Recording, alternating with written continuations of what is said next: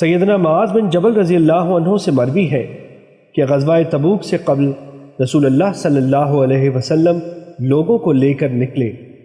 جب صبح ہوئی تو نماز فجر پڑھائی اور لوگ پھر سوار ہوئے اور چل پڑے۔ جب سورج طلوع ہوا تو رات کو چلتے رہنے کی وجہ سے لوگ اونگھنے لگ گئے، جبکہ سیدنا معاذ رضی اللہ عنہ رسول اللہ صلی اللہ علیہ وسلم کے ساتھ ہی رہے اور آپ صلی اللہ علیہ وسلم کے پیچھے پیچھے چلتے رہے، جبکہ لوگ سواریوں کو چرانے کے لیے ان کو لے کر بڑے راستوں کی طرف الگ ہو گئے۔ بہرحال ادھر سیدنا معاذ رضی اللہ عنہ رسول اللہ صلی اللہ علیہ وسلم کے پیچھے چل رہے تھے۔ ان کی اونٹنی چڑھتی بھی گئی اور چلتی بھی رہی۔ اچانک وہ پھسل پڑی۔ سیدنا معاذ رضی اللہ عنہ نے لگام کھینچی، لیکن وہ دوڑنے لگی اور رسول اللہ صلی اللہ علیہ وسلم کی اونٹنی بھی اس کی وجہ سے بدکنے لگی۔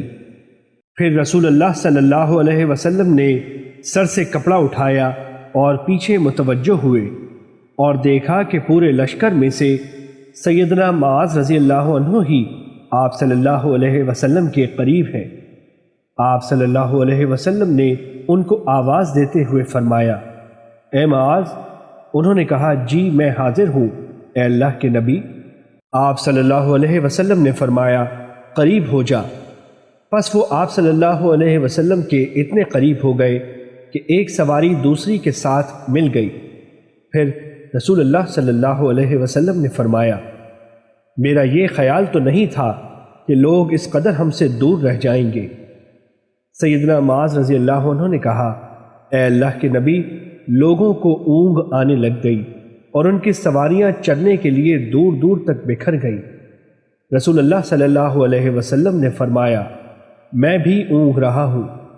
بہرحال جب سیدنا معاذ رضی اللہ عنہ نے دیکھا کہ رسول اللہ صلی اللہ علیہ وسلم ان کے ساتھ خوش ہیں اور ان کے ساتھ خلوت میں ہیں، تو انہوں نے کہا، اے اللہ کے رسول، آپ مجھے ایک ایسی بات پوچھ لینے کی اجازت دیں جس نے مجھے بیمار اور پریشان کر رکھا ہے۔ اللہ کے نبی صلی اللہ علیہ وسلم نے فرمایا، جو چاہتے ہو سوال کر لو۔ انہوں نے کہا، اے اللہ کے نبی، آپ مجھے ایسا عمل بتا دیں کہ جو مجھے جنت میں داخل کر دے۔ میں آپ سے اس کے علاوہ کسی اور چیز کے بارے میں سوال نہیں کرتا۔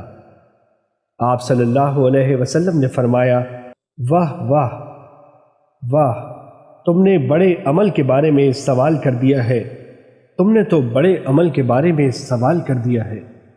آپ صلی اللہ علیہ وسلم نے 3 دفعہ یہ جملہ دہرایا اور پھر فرمایا، لیکن یہ عمل اس آدمی کے لیے آسان ہے جس کے ساتھ اللہ تعالیٰ بھلائی کا ارادہ کر لے۔ پھر آپ صلی اللہ علیہ وسلم نے مزید کوئی بات بیان نہ کی، البتہ انہی الفاظ کو 3 دفعہ دہرایا تاکہ سیدنا معاذ رضی اللہ عنہ اس کو اچھی طرح یاد کر لیں۔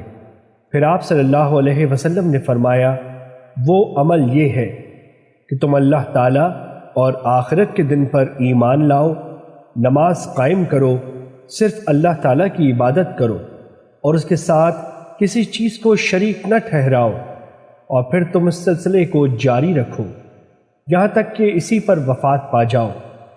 انہوں نے آگے سے کہا، اے اللہ کے نبی، یہ بات دوبارہ ارشاد فرماؤ۔ آپ صلی اللہ علیہ وسلم نے 3 دفعہ دہرا دی۔ پھر اللہ کے نبی صلی اللہ علیہ وسلم نے فرمایا، اے معاذ، اگر تم چاہتے ہو تو میں اس دین کی اصل اور اس کی کوہان کی چوٹی کی وضاحت کر دیتا ہوں۔ سیدنا معاذ رضی اللہ عنہ نے کہا، کیوں نہیں اے اللہ کے نبی، میرے ماں باپ آپ پر قربان ہوں، آپ مجھے بیان کریں۔ آپ صلی اللہ علیہ وسلم نے فرمایا، اس دین کی اصل یہ ہے کہ تم یہ گواہی دو کہ اللہ تعالیٰ ہی معبود برحق ہے، وہ اکیلا ہے، اس کا کوئی شریک نہیں، اور یہ کہ حضرت محمد صلی اللہ علیہ وسلم اس کے بندے اور رسول ہیں۔ اور اس دین کا سہارا اور ستون یہ ہے کہ نماز قائم کی جائے اور زکوٰۃ ادا کی جائے، اور اس کی کوہان کی چوٹی جہاد فی سبیل اللہ ہے۔